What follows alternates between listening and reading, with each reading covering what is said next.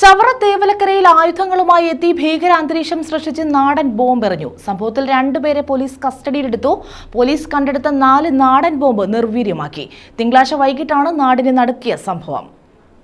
ചവറ തേവലക്കരയിൽ ആയുധങ്ങളുമായി എത്തി ഭീകരാന്തരീക്ഷം സൃഷ്ടിച്ച് നാടൻ ബോംബെറിഞ്ഞു.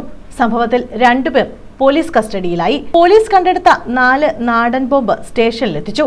ബോംബ് സ്ക്വാഡിനെ വരുത്തിയാണ് ഇത് നിർവീര്യമാക്കിയത്. തിങ്കളാഴ്ച വൈകിട്ട് മുതലാണ് അക്രമി സംഘം കോയിവിള അരിനെല്ലൂർ ഭാഗങ്ങളിൽ ഭീകരാന്തരീക്ഷം സൃഷ്ടിച്ചത്. ബൈക്ക് യാത്രക്കാരനായ കോയിവിള ഭരണിക്കാവ് ഷാമൺസിൽ ഷെഹിൻഷായെ ബൈക്ക് തടഞ്ഞു നിർത്തി സംഘം മർദ്ദിച്ചു. തുടർന്ന് കോയിവിള കല്ലുമൂട് ജംഗ്ഷനിൽ വെച്ച് 2 നാടൻ ബോംബ് എറിയുകയായിരുന്നു. ഇതിൽ ഒരെണ്ണം പൊട്ടി.